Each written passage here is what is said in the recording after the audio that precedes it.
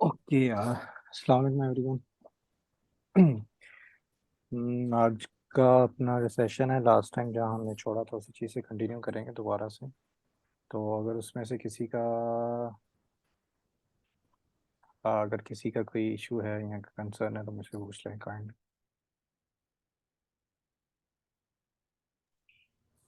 Sir, image image tag का जो सा ना आपने दो तीन तरीके से बताया था, उसका थोड़ा सा बता दीजिएगा, दोबारा रिवाइज कर दीजिएगा।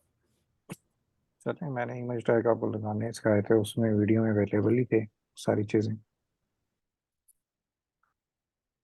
ओके। लास्ट टाइम हमने नेक्स्ट जेएस की ही चीज़ें पढ़ रहे थे, हम दोबारा उसी को ही कंटिन्यू करेंगे। हमने नेक्स्ट जेएस की चीज़ों के अंदर हमने सबसे पहले राउटिंग को डिस्कस किया था कि व्हाट इज़ राउट। और हमने देखा था कि राउट को बनाने के लिए क्या क्या चीज़ें रिक्वायर्ड होती हैं। कि सबसे पहले आपने एक फ़ोल्डर क्रिएट करना होता है, और फोल्डर क्रिएट करने के बाद आपने उसमें page dot T S X की फ़ाइल जो है वो ऐड करनी होती है। अगर तो आप page dot T S X की फ़ाइल ऐड नहीं करते हैं तो डैट मीन्स कि वो आपका एक राउट नहीं है। और राउट को बनाने के लिए आपको सबसे पहले मेक श्योर करना पड़ता है कि आप ऐप डायरेक्टरी के अंदर ही, अगर कोई आपने राउट बनाया है तो अगर आपने ऐप डायरेक्टरी के अंदर काम नहीं किया हुआ तो आपका वो राउट काम नहीं करेगा। तो सबसे पहले उसको काम करने के लिए आपने मेक श्योर कि आप जो फ़ोल्डर क्रिएट कर रहे हैं वो आपका ऐप डायरेक्टरी के अंदर हो। और अगर वो ऐप डायरेक्टरी के अंदर नहीं है तो आपका वो राउट भी डिक्लेयर नहीं होगा। हमने राउटिंग को डिस्कस किया, हमने सब चीज़ों को डिस्कस किया था। और हमने ये भी देखा था कि बाय डिफ़ॉल्ट जो आपके ऐप डायरेक्टरी के अंदर जो रिएक्ट के कंपोनेंट्स होते हैं वो सर्वर कंपोनेंट्स होते हैं। और क्लाइंट कंपोनेंट्स की हमने की बात की थी कि जो चीज़ आपको यहाँ पे वेब ब्राउज़र्स के अंदर नज़र आ रही है वो आपके क्लाइंट कंपोनेंट है। और जो चीज़ आपके सर्वर के ऊपर रन हो रही है, जैसे कि यहाँ पे जो सर्वर है, अगर कोई चीज़ इस सर्वर पे रन हो रही है, जैसे कि ये सर्वर है, तो वो आपके पास क्या होते हैं, सर्वर कंपोनेंट्स होते हैं। तो हमने इन दोनों में भी डिफरेंस देखा था कि क्लाइंट और सर्वर कंपोनेंट्स के अंदर भी। और पैरेलली हमने उसके अंदर नेस्टेड राउट्स को भी डिस्कस किया था। नेस्टेड नेस्टेड राउट्स के अंदर जो चीज़ें थी हमारे पास, वो यही थी कि हमने एक फ़ोल्डर के अंदर, अगर नेस्टेड की बात की जाए तो नेस्टेड का मतलब यही होता है कि अगर एक फ़ोल्डर के अंदर दूसरा फ़ोल्डर है, या सेकंड फ़ोल्डर है, या थर्ड फ़ोल्डर है, या फोर्थ फ़ोल्डर है, तो वो सारे के सारे आपके पास क्या बनते हैं, नेस्टेड राउट्स बनते हैं। और नेस्टेड राउट्स के अंदर जो चीज़ें होती हैं कि आपकी मतलब वन बाय वन आपको विज़िट करना पड़ता है। पहले आपको एक पेरेंट के पास जाना पड़ता है, देन आपके पास चाइल्ड के पास, देन इस तरह की जो आपकी हायरार्की बनती है वो आपकी नेस्टेड राउट्स के अंदर होती है। हमने इस चीज़ को भी डिस्कस किया था कि आपके पास एक यूआरएल क्या होता है, कि यूआरएल के अंदर आपके पास डिफरेंट सेगमेंट्स होते हैं, और वो डिफरेंट सेगमेंट्स मिलके आपका एक क्या करते हैं, एक यूआरएल कंप्लीट करते हैं। तो ये तो आपकी यूआरएल की जो थी वो डेफिनेशन थी। और जैसे कि इसकी अगर यूआरएल की बात करें तो ये हमारे पास एक डोमेन है। डोमेन के अंदर हमारे पास क्या है, डैशबोर्ड है और एक सेटिंग्स का पेज है। तो आपके एप्लीकेशन का जो स्टार्टिंग पॉइंट है वो क्या है, कि आपके पास एक रूट सेगमेंट है जहाँ से आपकी एप्लीकेशन स्टार्ट हुई है। उसके बाद आपने एक सेगमेंट विजिट किया जो कि डैशबोर्ड का है। और उसके बाद आपने एक फर्दर एक सेगमेंट विजिट किया जो कि आपके पास लीफ सेगमेंट के नाम से, क्योंकि हमने लीफ की डेफिनेशन देखी थी कि जिसका कोई फर्दर चाइल्ड नहीं होता वो हमारे पास क्या होता है, एक लीफ कंपोनेंट होता है। और ये सेगमेंट और लीफ और रूट सेगमेंट मिलकर आपका क्या करते हैं, कंप्लीट यूआरएल क्या करते हैं, पाथ बनाते हैं।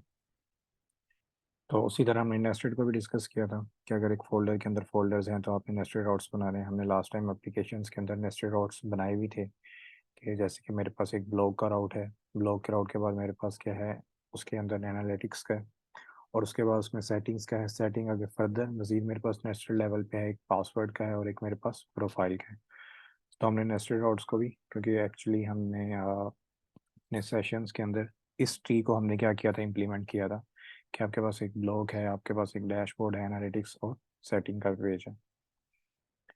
और इसके अलावा फोल्डर्स के कुछ रूल थे जो कि हमने देखा था, कि folders are used to define a route a single path of a nested folders following the file system. और उसके अंदर पेज सेगमेंट होना चाहिए, और ये राउट सेगमेंट। ओके। सो आज हम डिस्कस करेंगे अपनी कुछ आपकी ऐप डायरेक्टरी के अंदर कुछ फाइल्स होती हैं जिनका नाम स्पेशल कैपिटल से, मतलब नेम से स्टार्ट होता है। जैसे कि आपके फोल्डर के अंदर बाय डिफॉल्ट एक लेआउट की फाइल होती है। जब भी आप नेक्स्ट का एक प्रोजेक्ट क्रिएट करते हैं तो ऐप डायरेक्टरी के अंदर एक page dot T S X की फाइल होती है, और एक आपके पास layout dot T S X की फाइल होती है। तो हम देखेंगे कि लेआउट फाइल क्या होती है। एक आपके पास पेज की फाइल होती है, एक आपके पास लोडिंग की फाइल होती है, और एक आपके पास नोट फॉन्ट की फाइल होती है। उसके बाद अगर आपके पास कोई एरर की फाइल है तो आपके पास एक एरर की फाइल है। और अगर आपके पास ग्लोबल एरर आ रहे हैं कि यूआई के अंदर, तो एक आपके पास उस फाइल के नाम से एक राउट, ये राउट बेसिकली आपके सर्वर साइड रेंडरिंग के लिए, server side API and points जिसे हम कहते हैं उसके लिए यूज़ करते हैं। टेम्पलेट्स, और ये है कि आपके पास स्पेशलाइज्ड री रेंडर्ड लेआउट यूआई, और default fall back for the parallel routes, जो कि हम अभी फ्यूचर में पढ़ेंगे कि पैरेलल राउट्स क्या होते हैं। तो सबसे पहले है layout. Layout shared UI for the segment and its children. अब सेगमेंट का क्या मतलब है कि अगर मेरे पास ये एक सेगमेंट है, रूट सेगमेंट है, जैसे कि मेरे पास एक ऐप सेगमेंट है, तो ये क्या करता है कि आपके पास शेयर्ड होती है लेआउट की जो भी फाइल होती है आपके उस सेगमेंट और उसके चिल्ड्रन। लाइक कि अगर आपने ऐप डायरेक्टरी के अंदर कोई लेआउट लगाया है, और लेआउट लगाने के बाद अगर आपने उसके जितने भी फर्दर चिल्ड्रंस हैं, वन लेवल nth लेवल तक जितने भी चिल्ड्रंस बनेंगे, वो सारी की सारी यूआई क्या होगी, इस पे शेयर होगी। ये लेआउट की फाइल ऐड करती है। अगर इसे इम्प्लीमेंट करें तो बाय डिफॉल्ट आपकी एप्लीकेशन के अंदर एक लेआउट की फाइल होती है। हम इसको फर्दर जब लेआउट्स को पढ़ेंगे तब एक्सप्लेन करेंगे। लेकिन अगर कोई एक ऐसी चीज़ है जो कि मैंने लेआउट के अंदर लगाई है, और मैं ये चाह रहा हूँ कि ये कोई भी ऐसा कंपोनेंट है, जैसे कि मैं यहाँ पे कह देता हूँ कि भाई मेरे पास ये चिल्ड्रन है, और मैं यहाँ पे कह देता हूँ कि मेरे पास एक क्या से कह लें कि एक नैव बार है।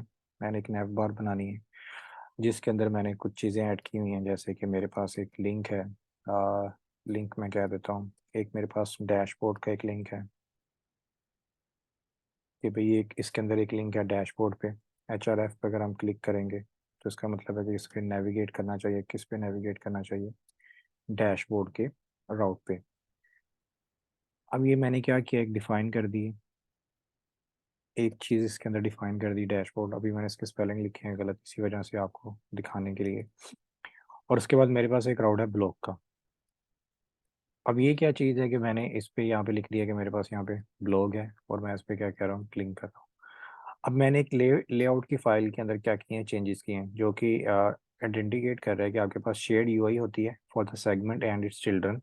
कि आपके पास सेगमेंट कि जो भी यूआई का एक सेगमेंट बनता है और उसके जितने भी चिल्ड्रंस होते हैं वो सबके साथ क्या होती है, आपके पास ये फाइल शेयर होती है। अब जैसे कि मैंने यहाँ पे एक डैशबोर्ड लिखा है और एक मैंने ब्लॉग का पेज लिखा है, और ये मेरे पास एक राउटिंग है। अगर मैं ब्लॉग के पेज पे भी जाता हूँ तो ये चीज़ मेरी क्या रह रही है, स्टिल सेम रह रही है। उसके सेम रहने की रीज़न क्योंकि मेरे पास वो क्या लेआउट के अंदर मैंने उस डाटा को ऐड किया हुआ है। अब मैं उस लेआउट से किसी भी राउट पे नेविगेट करूँ, मैं ब्लॉग के राउट पे नेविगेट करूँ या मैं डैशबोर्ड के राउट पे नेविगेट करूँ, तो मेरे पास क्या आएगा, सबके ऊपर वो एरर आएगा। और ये देखें मेरे पास इस पेज पे भी मेरे पास एरर दे रहा है, क्योंकि ये मेरे पास एक ग्लोबल फाइल है, और ग्लोबल फाइल की वजह से मेरे पास क्या आ रहे हैं, स्टिल एरर आ रहे हैं कि भाई उसे ये राउट ही नहीं मिला। अगर हम इसकी थोड़ी सी डैशबोर्ड की रीज़न, क्योंकि हमने यहाँ पे डैशबोर्ड की जो स्पेलिंग लिखे हुए हैं वो यहाँ पे डैशबोर्ड है, और यहाँ पे मैंने जो HRF बताया हुआ है उसके जो स्पेल लिखे हुए हैं मेरे पास वो गलत है। अगर आपने राउट डिफरेंट नेम से डिफाइन किया हुआ है, उसमें कैपिटल या आपके पास हाइफन या इस तरह की चीज़ें हैं, और आप वहाँ पे डिफरेंट नेविगेशन के साथ काम कर रहे हैं, तो आपके पास क्या आएगा, वो राउट का एज सच आपके पास एरर आएगा, क्योंकि उसे वो चीज़ जो है वो मिलती ही नहीं। तो मैं इसे कोई बैकग्राउंड कलर दे देता हूँ 500। Padding to PX5।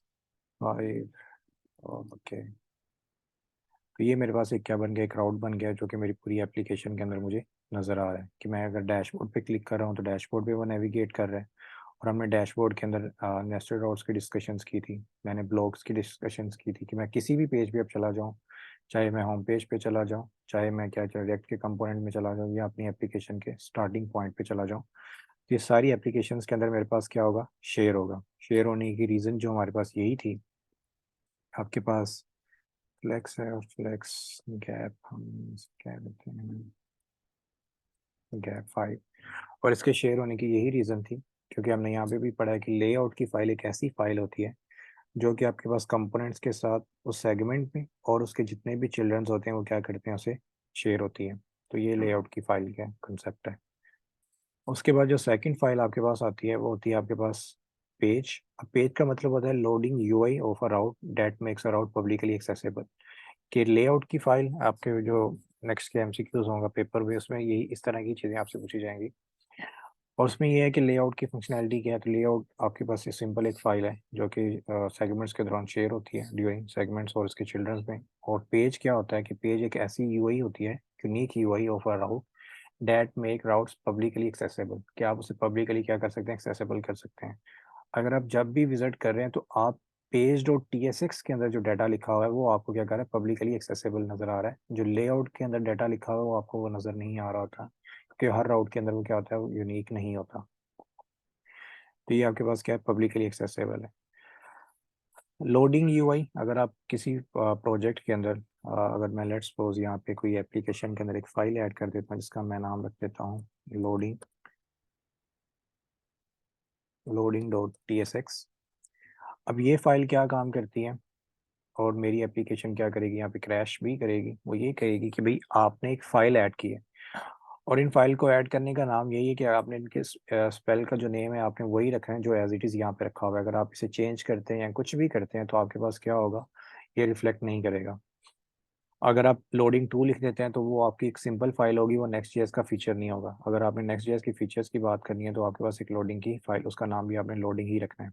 अब लोडिंग को क्या कह रहा है कि आपके पास एक कंपोनेंट है, और एक ऐसा कंपोनेंट है जो कि आपके पास क्या हो रहा है कि कोई भी रिएक्ट कंपोनेंट रिटर्न नहीं कर रहा। तो मैं सबसे पहले इसे एक आरएफई एक रिएक्ट कंपोनेंट बनाता हूँ और मैं ये कह देता हूँ कि मेरे पास एक लोडिंग है, कि भाई जब मेरे पास एप्लीकेशन लोडिंग हो रही है तो आपने क्या करना है, लोडिंग को दिखाना है। और अब मैं अपनी एप्लीकेशन को चेक करना चाहता हूँ कि भाई जब मेरी एप्लीकेशन एक लोड हो रही है तो क्या मेरे पास लोडिंग का पेज आता है कि नहीं आता।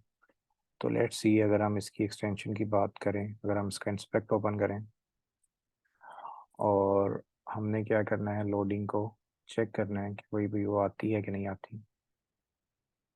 ओके, तो मैं नेटवर्क पे जाऊंगा। नेटवर्क के अंदर जाके मैं थ्रेशोल्ड और मैं ऐसे कहता हूँ कि स्लो 3G के अंदर आपने मेरी वेबसाइट को क्या करना है, लोड करना है। इसका स्लो 3G का मतलब है कि आपकी वेबसाइट बहुत ही स्लो होगी और डाटा को लोड करते हुए आपके पास क्या लगेगा, टाइम लगेगा। अब देखिए मैंने जैसे ही किसी राउट पे क्लिक किया तो मेरे पास ये लोडिंग लिखा हुआ नजर आ रहा है। जब तक मेरा पेज पूरी तरह लोड नहीं हो जाता तब तक क्या आता रहता है, मेरे पास एक लोडिंग। जैसे अगर मैं इसे रिफ्रेश करता हूँ, अब मैंने रिफ्रेश किया, मेरे पास नेट स्लो है तो मेरे पास क्या आएगा, एक लोडिंग की क्या करेगी, एक फाइल नजर आएगी। वो लोडिंग की फाइल आपके पास क्या होती है कि जब तक आपकी एप्लीकेशन लोड नहीं होती तो आपकी यूआई के अंदर एक तरह का आपके पास एक, आप किससे कह रहे हैं कि आप लोगो लोगो एनिमेशन दिखा देते हैं, आप स्पाइनर दिखा देते हैं, आप स्पिनर दिखा देते हैं और इस पर आप लिख देते हैं कि लोडिंग और इस तरह की से स्टेट्स जो होती हैं, और सारी की सारी आप क्या करते रहते हैं, मैनेज करते रहते हैं तब तक। क्योंकि जब तक आपकी वेबसाइट नहीं शो हुई, आपने जो है क्लाइंट को कोई कंटेंट नहीं दिखाना, आपने कोई जिस तरह की चीज़ें नहीं दिखानी है, आपने सिर्फ लोडिंग स्टेट दिखानी है।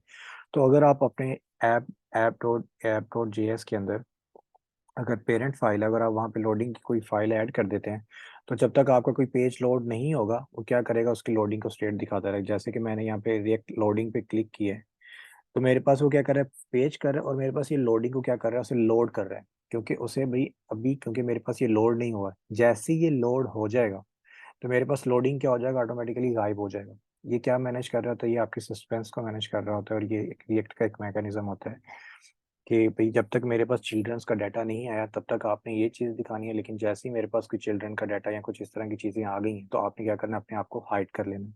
मैं किसी भी राउट पे चला जाऊँ, अगर मैं डैशबोर्ड के राउट पे जाता हूँ या किसी भी राउट पे जाता हूँ, ये देखिए मेरे पास लोडिंग आएगा पहले कि भाई आपका पेज क्या हो रहा है, वो लोड हो रहा है।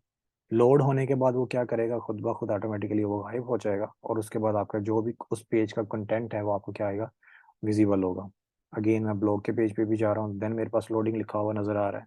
तो एक स्पेशल फाइल होती है आपके पास लोडिंग की। लेकिन अब जब दोबारा ब्लॉग पे जा रहे हैं, वापस नेविगेशन कर रहे हैं, तो इसकी मैंने आपको बात की थी, ये आपके पास कैशे से डाटा आउट किया था, और एक दफ़ा जब आपकी एप्लीकेशन एक दफ़ा लोड हो जाती है आपके ब्राउजर्स के अंदर तो नेक्स्ट जो होता है वो बार बार उसे रीफेच नहीं करता, आपको हमेशा कैश वर्जन का जो डाटा होता है वही दिखाता है। और अगर आप मैं मेन राउट पे चला जाऊँ अपने, तो मेरे पास क्या आ जाएगा, यहाँ पे फाइल नज़र आ जाएगी जो मेरे पास है, एक किसकी, एक रिएक्ट स्ट्रीट की। अब अगर मैं इसे स्लो 3G नहीं करता और इसे मैं नो थ्रेशोल्ड पे करता हूँ तो मेरे पास एप्लीकेशन क्या हो जाएगा, उसी अब मेरे पास लोडिंग नहीं आएगा, सम टाइम्स के लिए उसी वक्त आ जाएगा और सम टाइम्स के लिए आपको लोडिंग नज़र नहीं आएगा। लेकिन इट्स अप टू अस कि हमें वो लोडिंग का पेज दिखाना है कि नहीं दिखाना। तो इस तरह की जो फाइल्स होती हैं वो आपके पास लोडिंग की होती हैं और इस तरह आपके एनिमेशंस दिखाने होते हैं। सेकंड जो फाइल है वो आपके पास है नोट फाउंड की फाइल। अब अगर मैं अपनी राउट कोई लिखता हूँ, मैं कोई भी राउट लिखता हूँ अपनी एप्लीकेशन के अंदर, तो मेरे पास क्या आता है, एक राउट आता है जो कि मुझे इंडिकेट करता है कि भाई पेज 404, भाई आपको ये पेज जो है वो आपको नहीं मिला क्योंकि आपका ये राउट क्या है, आपको डिफाइन ही नहीं किया हुआ। नोट फाउंड का आपके पास क्या आ रहा है, एरर आ रहा है। अगर आपने इस एरर को कस्टमाइज करना है तो आप क्या करते हैं कि नोट फाउंड की एक फाइल क्या करते हैं कि अपने एरर्स के अंदर, उसी प्रोजेक्ट के अंदर,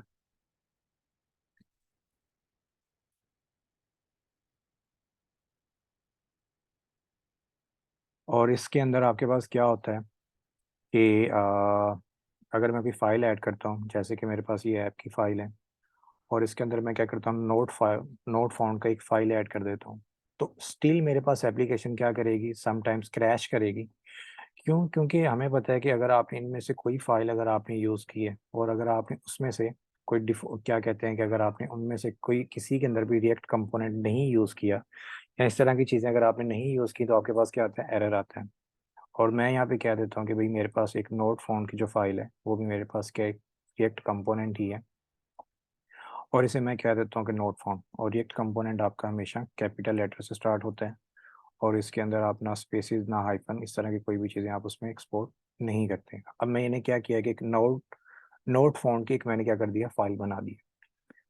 अब अगर मैं किसी पेज पे भी नेविगेट करता हूँ जो कि मेरे पास राउट एग्जिस्ट नहीं करता, तो अब वो क्या करेगा, मेरे पास वो ब्लैक कलर का पेज नहीं आएगा 404 का, वो अब मेरे पास अब एरर आएगा वो वाला कंपोनेंट जो कि मैंने उस फाइल में से रिटर्न किया। इट अप टू अस, हमारी रिक्वायरमेंट भी होता है कि अगर हमने कोई एप्लीकेशन के अंदर आपको इस तरह का कस्टम डिजाइन बना रहे हैं जिसके अंदर आपने अपना कस्टम पेज दिखाना है, आपने अपने कस्टम एरर्स दिखाने हैं, आपने कस्टम अपनी चीजें दिखानी है, कोई भी चीज अगर आपने अपनी दिखानी है, तो आप क्या करते हैं कि उस चीज को लेके आप अपने साथ क्या कहते हैं, कंपोनेंट्स को लेके आप क्या करते हैं, मैप करते हैं। अगर मैं नोट फाउंड की फाइल यहाँ से डिलीट कर देता हूँ, तो मेरे पास जो एरर आएगा वो वाला नहीं आएगा, जो कि मैं इसे कॉपी करता हूँ और इसे क्या करता हूँ, डिलीट कर देता हूँ।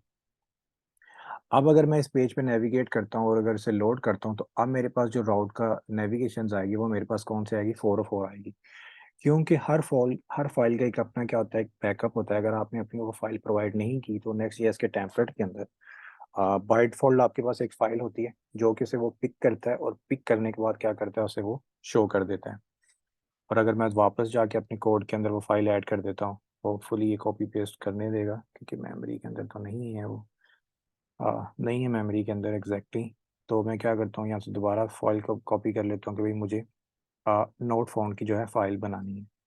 ठीक है, मैं यहाँ पे नोट फाउंड की एक फाइल बना लेता हूँ दोबारा से, डॉट TSX। इन फाइल्स की मैं जो बात कर रहा हूँ, ये आपके पास क्या है, ग्लोबल फाइल्स हैं। अब ग्लोबल फाइल्स का मतलब ये होता है कि अगर आपने किसी राउट के अंदर नहीं बनाया, ऐप डायरेक्टरी के अंदर जाके चीज़ें सारी बनाई हैं, मतलब कि ये एक ब्लॉग का राउट नहीं है, ये डैशबोर्ड के अंदर नहीं है, ये आपके रिएक्ट लर्निंग के अंदर नहीं है, आपने क्या किया है, अपनी एप्लीकेशन के अंदर रह के ऐप डायरेक्टरी के अंदर ही बनाया, तो ये सारी की सारी चीज़ें आपकी क्या होंगी, ग्लोबल होंगी, आपके हर राउट पे क्या होंगी, अप्लाई होंगी। लेकिन अगर आप चाह रहे हैं कि भाई मैंने स्पेसिफिकली किसी राउट पे जाके ये एरर का मैसेज दिखाना है, या मैंने किसी इस राउट पे जाऊँ तो मैं वहाँ पे ये एरर मैसेज दिखाऊं, अभी हम उस चीज़ को भी देखते हैं। अभी के लिए हम तो ये देखते हैं कि भाई ये राउट फाउंड इसे नहीं मिल रही, हम इसे RFCE कर देते हैं कि RFCE, और इसे मैं कह देता हूँ कि मेरे पास ये नोट फाउंड का पेज है, नोट फाउंड, नोट फाउंड, और मेरे पास ये भी क्या है, नोट फाउंड का पेज है, और इसे मैं कह देता हूँ कि मेरे पास ये कौन सी फाइल है, ग्लोबल की फाइल है। ओके, मैंने कह दिया कि आपके पास ये नोट फाउंड का जो पेज है वो अब ग्लोबल है। तो अब आपके पास 404 लिखा हुआ नजर नहीं आएगा, वो अब आपके पास क्या आएगा, एक एरर आपको डिस्प्ले करेगा कि भाई आपने यहाँ पे एक फाइल बनाई थी और वो उसका क्या एरर आ रहा है। मैं कह रहा हूँ कि भाई मैं जैसे डैशबोर्ड के पेज पे गया हूँ, मैंने क्लिक किया, मैं डैशबोर्ड के पेज पे गया हूँ, और डैशबोर्ड के बाद मैंने कोई राउट लिखा है, और मैं चाह रहा हूँ कि भाई डैशबोर्ड के लिए मैंने कोई स्पेसिफिकली क्या करने हैं कि नोट फाउंड की फाइल बनानी है। तो मैंने यहाँ पे जो भी मेरे पास एरर मैसेज आ रहा है, वो आपके पास क्या है कि वो आपके पास एक लोकल है, मतलब आपके पास ग्लोबल है। मैं कहता हूँ कि नहीं भाई, मुझे डैशबोर्ड के लिए एक अलग से एक फाइल बनानी है जो कि नोट फाउंड की फाइल हो, लेकिन वो मेरे पास इस तरह की हो, मतलब उसमें मैं सिर्फ डिज़ाइन चेंज करना चाह रहा हूँ, मेरी एक रिक्वायरमेंट है। वैसे होता तो नहीं है आपके पास नोट पेज फाउंड का, आपके पास पूरी एप्लीकेशन में सेम ही पेज होता है, लेकिन मैं कहता हूँ कि नहीं भाई, मेरी एक ऐसी रिक्वायरमेंट है जिसके अंदर मैंने स्पेसिफिकली डैशबोर्ड के लिए क्या करना है, नोट फाउंड को चेंज करना है। मैं ऐसे क्या देता हूँ, नोट फाउंड डैशबोर्ड, और मैं ऐसे क्या कहता हूँ, यहाँ से कॉपी कर देता हूँ और मैं ऐसे यहाँ पे दिखा देता हूँ कि नोट फाउंड की जो फाइल है वो डैशबोर्ड के लिए। अब मेरे पास क्या आएगा, अब अगर मैं इसे रिफ्रेश करूँगा, स्टिल ये डैशबोर्ड के नेस्टेड चार्ट्स पे क्यों नहीं गया, ये let me check, not found global dashboard, dashboard slash,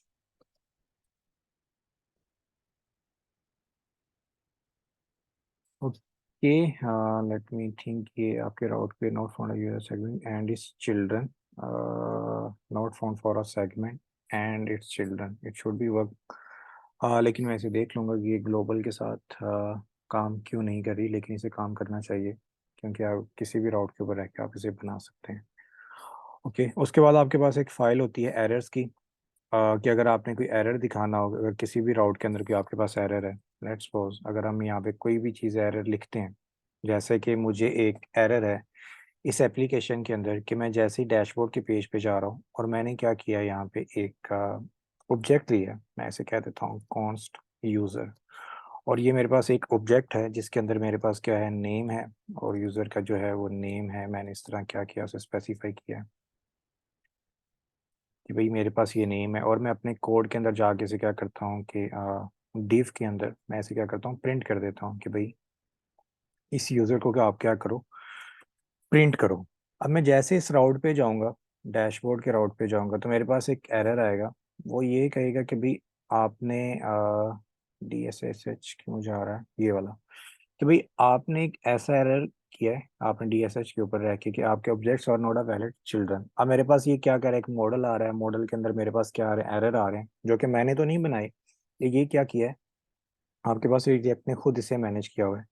मैं कह रहा हूँ कि नहीं भाई, मेरी एप्लीकेशन की जो एरर्स हैं वो मैं अगर स्पेसिफिकली राउट पे जा रहा हूँ कि वैसे ही अगर इसके अंदर मैं एरर की फाइल ऐड कर देता हूँ, error dot E S X की फाइल ऐड कर देता हूँ, और इसे मैं कह देता हूँ कि भाई आपके पास आर एफ सी ई, और मैं ऐसे कह देता हूँ कि आपके पास कोई एरर आ रहा है, मैं ऐसे कह देता हूँ आपके पास क्या है, ये एरर की फाइल है। अब ये क्या करेगा, उससे इस वाली एरर की फाइल को आपकी ओके, वो यही कह रहा है कि अगर आपके पास एरर्स आ रहे हैं और इस तरह की चीज़ें आ रही हैं तो आपको सबसे पहले क्या करना पड़ेगा, क्लाइंट कंपोनेंट बनाना पड़ेगा, क्योंकि आपके पास जो एरर्स आते हैं वो आपके क्लाइंट कंपोनेंट की तरफ ही आते हैं। तो मैं ऐसे कहता हूँ कि भाई मैंने क्या किया है, यूज़ क्लाइंट इसे कर लिया। अब वो वहाँ पे जो एरर मैसेज डिस्प्ले करेगा, जैसे कि यहाँ पे कोई एरर मैसेज डिस्प्ले कर रहा है लेकिन मेरी यूआई के अंदर नहीं आई, मैंने सिर्फ क्या किया है, जो पहले मेरे पास एक मॉडल पॉपअप होके आ रहा था उसके अंदर मेरे सारे एरर मैसेजेस आ रहे थे, मैंने क्या किया, उस राउट के अंदर जाके स्पेसिफिकली उस राउट के अंदर मैंने जाके एक फाइल ऐड कर दी एरर के नाम से, कि भाई जब भी आपके पास कोई एरर आएगा तो आपने इस पेज के अंदर जो भी लिखा हुआ है या जो भी एरर है आपने क्या करना है, वो वाला पेज दिखाना है, आपने अपना एरर का पेज नहीं दिखाना। तो मैंने क्या किया भाई, अब मेरी इस राउट के अंदर कोई एरर है तो वो मुझे एरर मैसेजेस नहीं दिखा रहा, वो ये वाला डायलॉग तो मेरे पास ओपन आ रहा है स्टिल, क्योंकि ये नेक्स्ट आपको नीचे प्रोवाइड करता है, लेकिन साथ में मैं लिखा हुआ दिखा रहा हूँ कि भाई ओहो, ओहो, दिस इज एरर पेज। अब मेरे पास क्या, मैंने जो भी यहाँ पे लिखा है तो मेरे पास वो यहाँ पे दिखा रहा है कि भाई आपके इस राउट के अंदर एक एरर आया था, आपने अपने उस राउट को, उस लेआउट को आपने अपनी एक एरर की फाइल के साथ क्या किया, रिप्लेस किया। तो अब आप उसी के खुद को क्या करेंगे, अगर मैं ब्लॉग पे चला जाता हूँ तो ब्लॉग पे दोबारा डैशबोर्ड पे आऊंगा तो मेरे पास एक एरर आएगा, क्योंकि स्टिल मेरे पास यहाँ पे क्या किया हुआ है, मैंने डैशबोर्ड के अंदर एक ऑब्जेक्ट को प्रिंट किया हुआ है, और वो मेरे पास क्या एक एरर है। तो मैं इसे यहाँ पे लिख भी देता हूँ कि ये मेरे पास क्या है,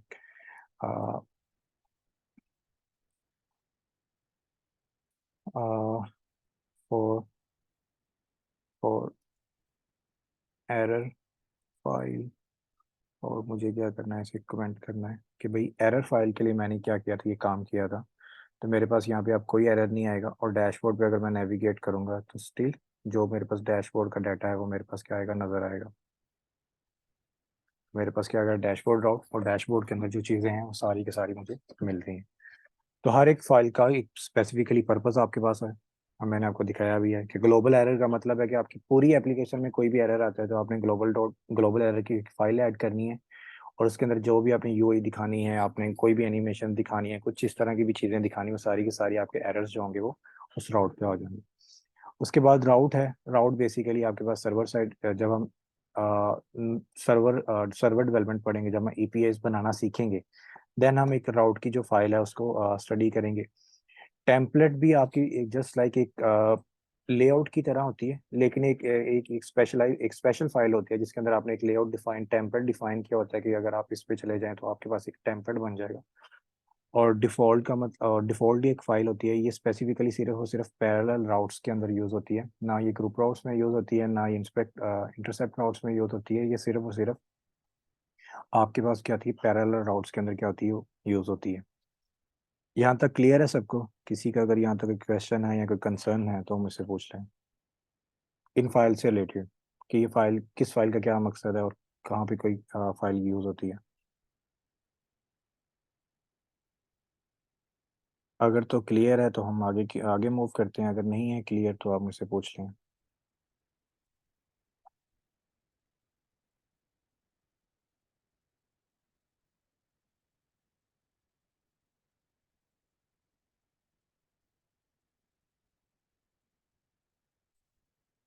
ओके, अगर क्या कंसर्न था आपका, लेआउट और टेम्पलेट में सेम नहीं होंगे? नहीं, दोनों डिफरेंट होते हैं। टेम्पलेट एक लेआउट आपके पास क्या होता है कि आपके पास सबसे ऊपर लेआउट होता है, उसके बाद आपके पास टेम्पलेट की फाइल आती है कि भैया आपने ग्लोबल लेआउट लगा दिया, और उसके बाद आपने एक टेम्पलेट की फाइल बनाई है, जो टेम्पलेट उसके जितने भी सेगमेंट्स होंगे सबके ऊपर क्या करेगा, एक अप्लाई होगा। हम इसकी हायरार्की देख लेते हैं कि ये काम कैसे करता है।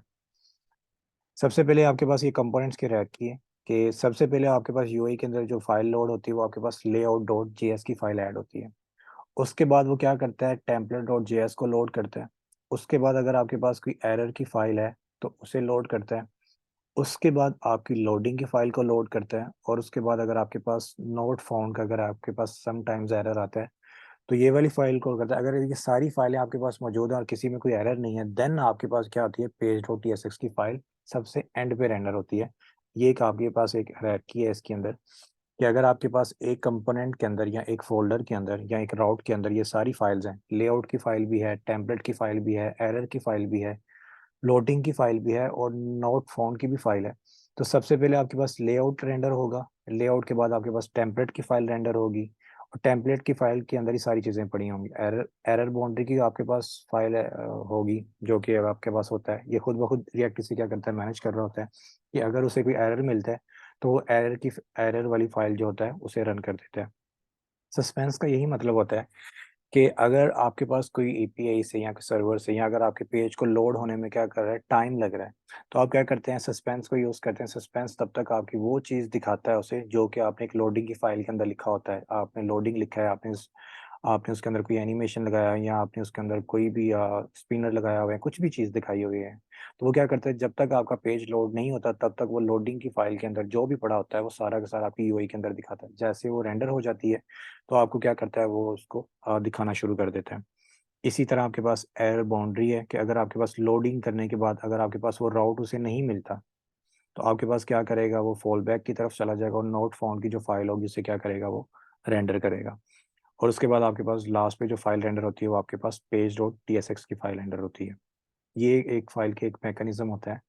अगर आपसे पूछा जाए कि अगर ये सारी फाइल्स हों तो सबसे पहले कौन सी फाइल रन होगी, सबसे पहले लेआउट वाली होगी, फिर टेम्पलेट की होगी, फिर एरर की होगी, फिर सस्पेंस की, और उसके बाद एरर बाउंड्री की, और उसके बाद लास्ट में आपके पास पेज डॉट टीएसएक्स की फाइल जो होती है वो रेंडर होती है।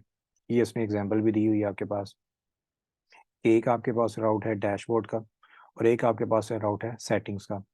तो वो क्या करेगा, सबसे पहले ए को रेंडर करेगा, और उसी के अंदर है क्या करेगा, वो बी को रेंडर करेगा, क्योंकि इसके अंदर सारी मैकेनिज्म किसी ने क्या किया हुआ है, अलग किया हुआ है, कि ये लेआउट की फाइल ए के लिए है, ये लेआउट की फाइल बी के लिए है, क्योंकि आपने बी के लिए अलग से लेआउट की फाइल ऐड की है और ए के लिए आपने क्या किया है, अलग से फाइल ऐड की है। इसमें क्या है कि डैशबोर्ड आपके पास एक पेरेंट है, और पेरेंट के अंदर आपने एक चाइल्ड कंपोनेंट, एक चाइल्ड राउट ऐड किया हुआ है जो कि सेटिंग्स का है।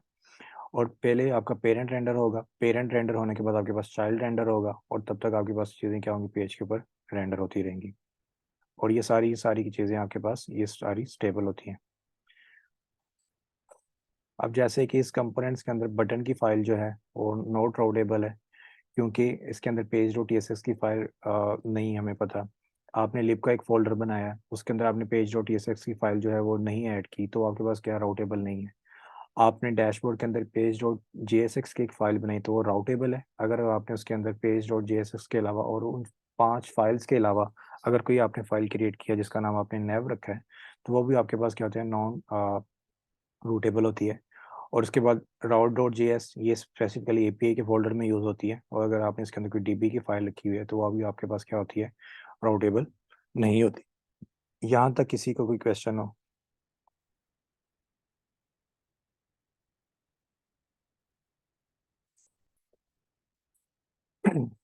क्लियर है सबको?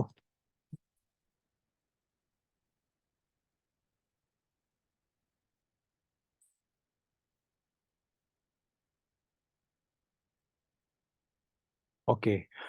दूसरा, मैंने यहाँ पे मल्टीपल फाइल्स ऐड की थी, मैंने लेआउट के अंदर नैव बार बनाई थी, और मैं यहाँ पे एक राउट बना देता हूँ कि भाई मेरे पास जो राउट है वो एक होम का एक राउट है। सबसे ऊपर मैं बना देता हूँ कि अगर मैं इस पर क्लिक करूँ तो आपने होम के पेज पे चला जाना।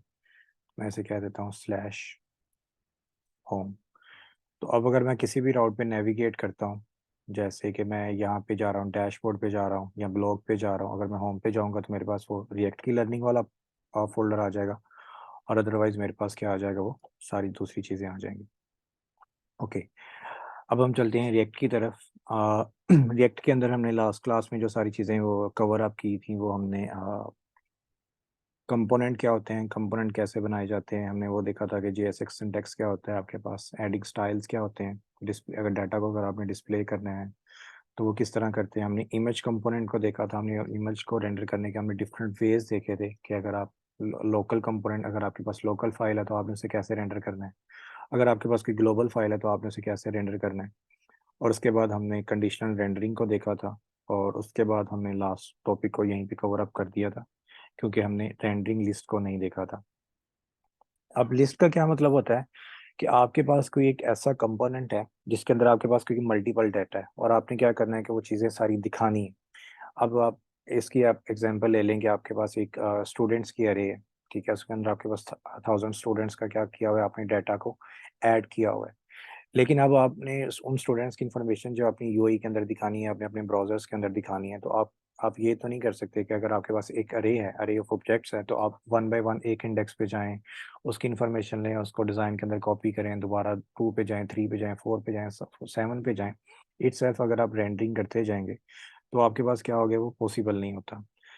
तो उसके लिए हम क्या करते हैं, लिस्ट को यूज़ करते हैं। लिस्ट का मतलब, लिस्ट का ये नहीं है कि आपने सिर्फ लिस्ट कंपोनेंट को ही यूज़ करना है। लिस्ट का मतलब ये होता है कि अगर आपके पास अगर एरे अरे के अंदर डाटा है और आपने उसे अगर मैप करना है तो आपके पास वो रेंडरिंग लिस्ट ही होती है।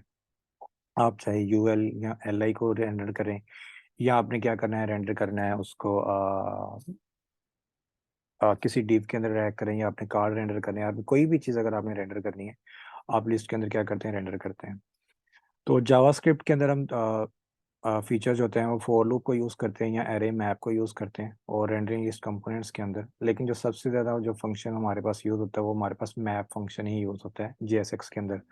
हम जेएसएक्स के अंदर वाइल लूप और do while loop, HTML react के अंदर हम वाइल और डू वाइल लूप यूज़ नहीं कर सकते। जेएसएक्स सिंटैक्स के अंदर, लाइक कि अगर मैंने यहाँ पे डिव किया हुआ है, ये मेरे पास क्या एक जेएसएस सिंटैक्स है।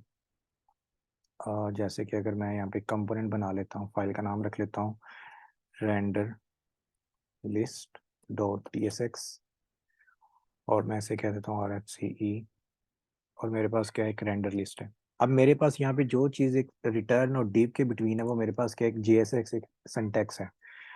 इसके अंदर आप कभी भी जी एस एक्स सिंटैक्स के अंदर आप कभी भी फॉर लूप यूज़ नहीं कर सकते, नेवर यूज़। मैं यहाँ पे लिख भी देता हूँ कि नेवर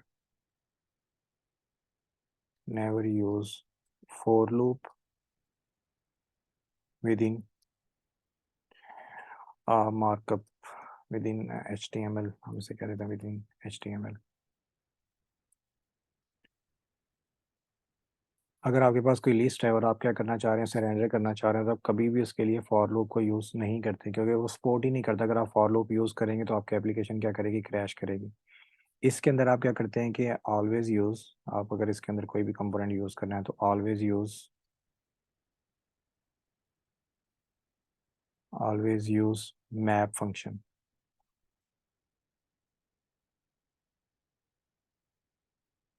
मैप फंक्शन आपने हमेशा यूज करना है। जैसे कि मैं लेट्स सपोज ये कह देता हूँ कि मेरे पास एक प्रोडक्ट्स की क्या एक लिस्ट है, और मैंने प्रोडक्ट्स की लिस्ट को क्या करना है अपनी यूआई के अंदर क्या करना है, रेंडर करना है। लेट्स सपोज मेरे पास ये यहाँ पे एक प्रोडक्ट्स है और उसकी मेरे पास क्या एक लिस्ट है जिसके अंदर मैंने गैबिज है, गार्लिक है, एप्पल है, और मैंने क्या करना है इसको रेंडर करना है अपनी एप्लीकेशन के अंदर। तो यहाँ तो मेरे पास दो वेज हो सकते हैं। सबसे पहले जो फर्स्ट वाला है मैनुअल, अगर हम मैनुअल बात करें, अगर हम मैनुअली अगर मैंने इसे डिस्प्ले करना है तो मैनुअली तो मैं क्या करूँगा कि भाई मैनुअली अगर मैंने इसे डिस्प्ले करना है तो मैं क्या करूँगा, हमने देखा कि करली ब्रेसिस के अंदर आप किसी भी वेरिएबल को यूज़ कर सकते हैं। मैं सबसे पहले करूँगा कि भाई आप प्रोडक्ट्स के पेज पे जाओ, प्रोडक्ट्स के पेज पे ज़ीरो इंडेक्स पे जाओ और वहाँ पे जो प्रोडक्ट पड़ी हुई है उसकी क्या करो, जो भी ज़ीरो इंडेक्स पे पड़ा हुआ है उसकी क्या करो टाइटल यहाँ पे प्रिंट कर दो। अगर मेरे पास दो टाइटल्स आ जाते हैं तो मुझे क्या करना पड़ेगा, हर इंडेक्स पे जाके से मैनुअली क्या करना पड़ेगा, डाटा को रेंडर करना पड़ेगा। क्योंकि हमने ये चीज़ देखी थी कि जब भी आपके पास अरे के अंदर डाटा होता है तो आप क्या करते हैं हमेशा उसे लूप के थ्रू क्या करते हैं, मैप करते हैं। और अगर आपने स्पेसिफिकली इंडेक्स पे जाके कोई वैल्यू उठानी है तो आप जीरो इंडेक्स या वन इंडेक्स या टू इंडेक्स क्या करते हैं उसे वैल्यू दे देते हैं। अब मैं इस कंपोनेंट को अपने रिएक्ट के अंदर क्या करता हूँ, इंपोर्ट करता हूँ, इंपोर्ट रेंडर लिस्ट, और मेरे पास ये कंपोनेंट है। और इस कंपोनेंट को मैं क्या आपके इसी को मैं कॉपी पेस्ट करता हूँ और इसे मैं कह देता हूँ कि भाई मेरे पास अभी ये वाला जो टॉपिक है वो मेरे पास क्या है, रेंडर लिस्ट का है। और यहाँ पे मैंने जो कंपोनेंट भी दिखाना है वो मेरे पास क्या है, रेंडर लिस्ट का है। अब मैं अगर अपनी एप्लीकेशन पे जाऊँगा जाके देखूँ तो रिएक्ट लर्निंग के अंदर जाऊँगा तो सबसे पहले उसने क्या किया है, यहाँ पे रेंडर लिस्ट को मैप किया। मैंने यहाँ पे लिखा हुआ है कि never use for loop.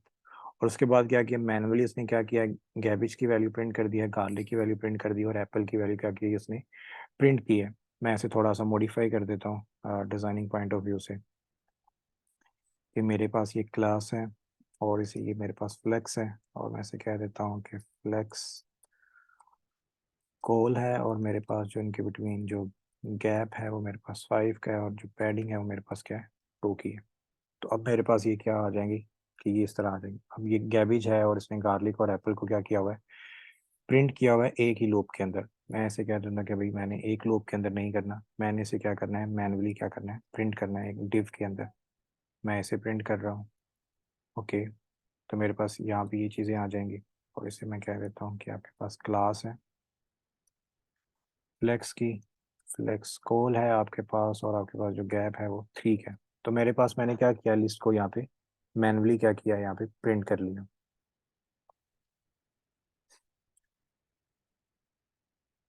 Okay वो स्टिल ओके ओके ओके, ये स्टिल एक ही डिव के अंदर है। मुझे सिर्फ पैराग्राफ टैग के अंदर ऐड करना पड़ेगा।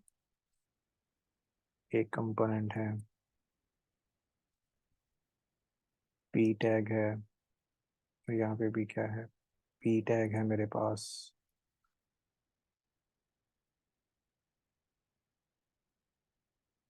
पी, और यहाँ पे मैं क्या कर रहा हूँ, एक पी टैग यूज कर रहा हूँ। तो वो क्या करेगा, एक लिस्ट के अंदर उसने क्या किया, ऐसे रेंडर कर दी। अब मे बी मेरे पास इन फ्यूचर हो सकता है कि मेरे पास जो ये लिस्ट है वो ग्रो करे। अभी इसमें 4 प्रोडक्ट्स हैं, मे बी फ्यूचर में हो सकता है इसके अंदर मेरे पास क्या आ जाए, एक 4 5 6 7 8 मल्टीपल प्रोडक्ट्स आ सकती हैं। तो अब मैं अपने कोड लेवल पे जाके तो कभी भी ये नहीं कहूंगा कि भाई मैंने अगर एक चीज़ मैनुअली प्रिंट की हुई है तो मैं अपनी एक एप्लीकेशन डिप्लॉय की हुई है और उसके अंदर प्रोडक्ट्स आ रही हैं जा रही हैं, तो अपनी आप हर अपने कोड के अंदर बार बार क्या करते हैं उसे मैनुपुलेट नहीं करते हैं। भाई मैं एक दफ़ा आपने कोड अगर लिख लिया है और आपने रेंडर कर लिया है, तो रेंडर करने के बाद आप क्या करते हैं कि उसके अंदर कभी भी जो होती हैं वो चेंजेस जो कहते हैं कभी भी नहीं करते। अगर मैं इस केस में अगर इस तरह की रेंड अगर इस तरह की चेंजेस करता हूँ तो वो मेरे पास क्या होगा कि मेरे पास एक क्योंकि मेरे पास कोड लेवल पे वो चीज़ें मैनेज नहीं होंगी। और उस चीज़ को टैगल करने के लिए हम क्या करते हैं, हमेशा एक मैप फंक्शन का यूज़ करते हैं। ये सेम काम जो हमने यहाँ पे किया हुआ है अगर मैं इसे मैप फंक्शन के थ्रू करूँ, डिव मैप फंक्शन, अगर हम इसे मैप फंक्शंस के थ्रू करें तो सबसे पहले आपने क्या करना होता है, यहाँ पे JSX के सिंटैक्स का यूज़ करना है। तो मेरे पास क्या है, एक प्रोडक्ट्स है, तो मैं क्या यहाँ पे कोड करूँगा, ये भाई मेरे पास एक प्रोडक्ट्स है।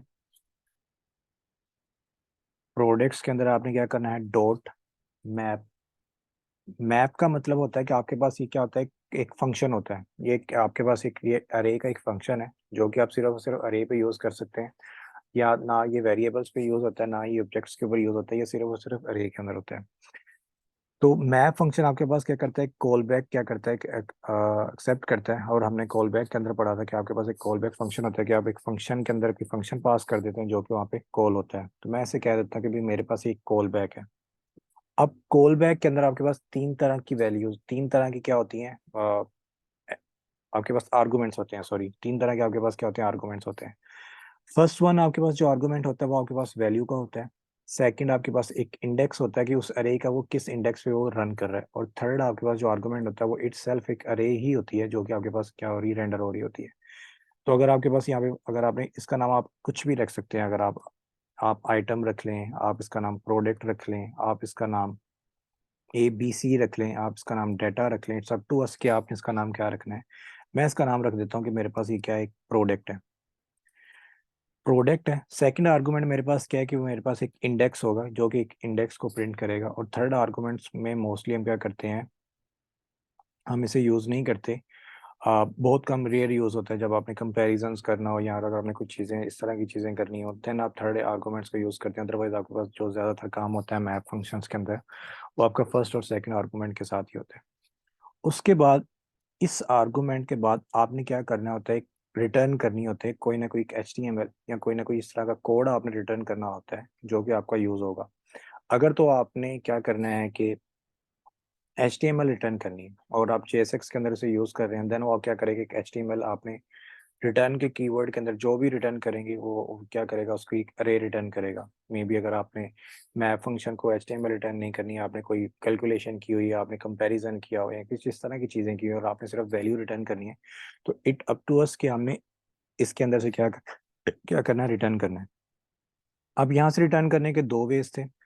हमने टाइपस्क्रिप्ट को पढ़ते हुए हमने देखा था कि एक लैम्डा फंक्शन होता है। लैम्डा फंक्शन आपके पास क्या होता है कि अगर आप एक फंक्शन के अंदर अगर आप करली ब्रेसिस को यूज़ नहीं करते हैं, वो आपके पास प्लेन फंक्शंस होते हैं। और अगर आप स्मॉल ब्रैकेट्स को यूज़ करते हैं तो ना आपको रिटर्न की कीवर्ड स्टेटमेंट यूज़ करने की ज़रूरत नहीं पड़ती। लेकिन अगर आपने एक एरो मैप फंक्शन के बाद करली ब्रेसिस यूज़ किए हैं और करली ब्रेसिस आपने यूज़ किए हैं और उसके बाद अगर आपने रिटर्न पे कीवर्ड नहीं लगाया, तो वो क्या करेगा, बाय डिफॉल्ट आपके पास क्या करेगा, अनडिफाइंड रिटर्न करेगा क्योंकि आपने इसमें से कोई चीज़ रिटर्न ही नहीं की। मैं यहाँ पे एक रिटर्न स्टेटमेंट लगा रहा हूँ और मैं इसे कह रहा हूँ कि भाई आपने एक लिस्ट रिटर्न करनी है।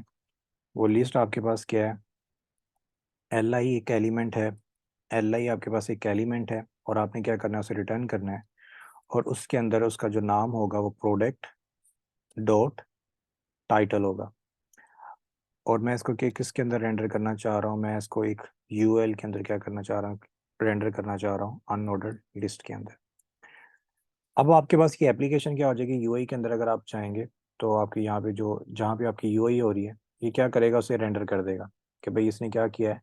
यहाँ पे हमने क्या किया था, मैनुअली एंटर किया था और यहाँ पे हमने multiple garbage, garlic garlic, Apple Apple, उसके अंदर जितना भी डाटा है, अगर इन फ्यूचर में मेरे पास वो डाटा क्या आ जाता है, वो मल्टीपल हो जाता है। मैं ऐसे कह देता हूँ कि भाई मेरे पास इतना ज़्यादा डाटा आ गया है, तो मेरा कोड क्या रहेगा, वही रहेगा। और मेरे पास क्या चीज़ हो जाएगी, वो आपकी लिस्ट क्या करती जाएगी, वो ग्रो करती जाएगी। इट्स अप टू अस कि हमने इसके अंदर कितना डाटा ऐड किया और आपके पास डायनामिकली क्या करता है, वो ग्रो करता है। अब इस केस में क्या हो रहा है कि आपने जब उसे मैनुअली आई इंडेक्सेस के साथ प्रिंट किया है, तो आप सिर्फ और सिर्फ पहले तीन प्रोडक्ट्स को क्या कर रहे हैं, मैप कर रहे हैं। अब वो ग्रो भी कर रहा है, श्रिंक भी कर रहा है, डाटा अपडेट भी हो रहा है, तो कभी भी क्या कर रहा है, उस एप्लीकेशन को री रेंडर नहीं कर रहा। आपके पास जो चेंजेस हैं वो आपके पास कभी भी रिफ्लेक्ट नहीं हो रही। ओके। सेकंड, जब भी आप मैप फंक्शन को यूज़ करते हैं, तो मैप फंक्शन को यूज़ करने के लिए आपके पास क्या होता है कि आपके पास एक, इसके अंदर जब भी आपने मैप फंक्शन यूज़ करना होता है, आप हमेशा क्या करते हैं, एक की को यूज़ करते हैं। की क्या होती है, की आपकी हमेशा पास एक यूनिक इंडेक्स होता है। वो की क्या करती है कि आपके पास जब रिएक्ट के अंदर जो कीज होती हैं वो बहुत ज़्यादा इंपॉर्टेंट होती हैं, हम आगे जाके देखेंगे कि कीज क्या होती हैं। तो कीज बेसिकली क्या होता है कि आपके पास एक एड्रेस होता है डोम के अंदर, ठीक है, कि जब भी आप कोई चीज़ अपडेट करते हैं या रेंडर करते हैं तो उसका एक स्पेसिफिकली एक इंडेक्स बनता है जब आप लूप के अंदर काम कर रहे होते हैं। तो क्या करता है, एक स्पेसिफिकली इंडेक्स के अंदर जाके जब से आप एक एड्रेस असाइन कर देते हैं तो वो क्या करता है, उस की के अगेंस्ट जाके डाटा उठाता है, की के अगेंस्ट जाके डाटा रेंडर करता है, की के अगेंस्ट जाके डाटा को मैनिपुलेट करता है, और आप क्या करते हैं, जो चेंजेस होती हैं वो सारी की सारी आपको दिखाता है। और की आपकी हमेशा क्या होनी चाहिए, यूनिक होनी चाहिए। अगर आपके पास की यूनिक नहीं होगी तो आपके पास एप्लीकेशन के अंदर भी क्या आते हैं, एरर आते हैं। लेट्स सपोज मैंने की क्या है, यूनिक नहीं की, मैं ऐसे कह देता हूँ कि भाई आपके पास ये जो की है वो यूनिक नहीं है, मैं ऐसे कह देता हूँ कि हर दफ़ा आपने वन को क्या करना है, प्रिंट करना है। वो क्या करेगा, मेरे पास यहाँ पे एरर्स आएंगे। अब एरर्स क्योंकि मेरे पास ये आपके पास क्या है, एक सर्वर कंपोनेंट है, और इस तरह के जो एरर्स आएंगे वो मे बी आपके पास सर्वर्स के ऊपर ही हैं। और अगर हम इसे रिफ्रेश कर लेते हैं,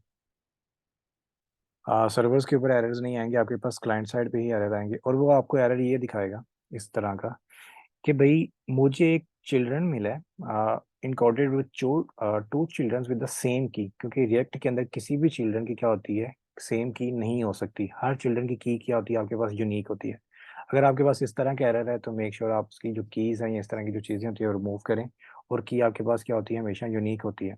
उसने यहाँ पे मेंशन भी किया है कि key should be unique to that components maintain their identity identity across updates. कि भाई की क्यों ज़रूरी है, क्योंकि जब भी उसने कंपोनेंट अपने आप को अपडेट करना है या रेंडर करना है तो उसकी जो एक स्पेसिफिक आइडेंटिटी है वो आपके pass through out the global क्या करे, उसकी वो चेंज रहे। इस वजह से मैप फंक्शंस के अंदर जब भी आप की देते हैं आप हमेशा क्या करते हैं, उसकी की को यूनिक रखते हैं। लाजमी नहीं कि आप इंडेक्स दें। अगर आपके पास एक डाटा है जो बैकएंड से आ रहा है और आपको पता है कि उसके अंदर जो हमेशा आईडी है वो यूनिक आएगी, तो आप इंडेक्स को रिमूव कर दें, आप उसे आईडी दे दें। तो इट्स अप टू अस कि आपने उसके अंदर क्या डाटा पास किया है और आपके पास जो डाटा के अंदर वो चीज़ें हैं वो किस तरह की चीज़ें हैं। जैसे कि एक गार्बेज है, अब यहाँ पे भी मेरे पास वो आएगा कि मे बी सेम एरर, क्योंकि यहाँ पे मैंने 1 2 3 4 5 6 और इसके अंदर जो डाटा वो आपके पास भी उतना ही नज़र आएगा, 1 2 3 4 5 6 तक। तो ये क्या कर रहा है, अपने आप को मैनिपुलेट कर रहा है। और अब आपकी एप्लीकेशंस के अंदर कोई ऐसा कोई एरर भी नहीं है जो कि आपको ये इंडिकेट कर रहा है कि भाई आपके पास यूनिक कीज होनी चाहिए। यहाँ तक क्लियर है सबको कि रेंडरिंग लिस्ट क्या होती है और मैप फंक्शंस क्या होते हैं।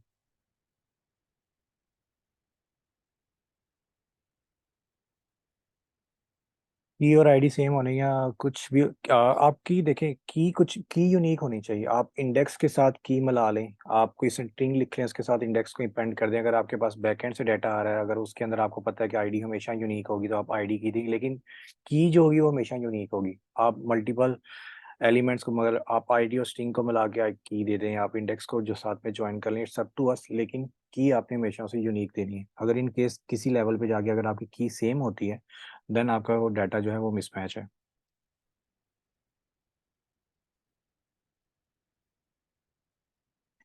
जो आईडी होता है वो आपके डाटा के अंदर आ रही होती है, और इंडेक्स जो होता है वो आपकी लूप के अंदर जो आपकी करंट आइट्रेशन होती है उसका इसका इंडेक्स होता है। जैसे कि अगर 0 से स्टार्ट हुई है तो 0 1 2 3 4 5 6 7 8 9 10, ये आपके पास क्या होगा, करंट इंडेक्स होगा।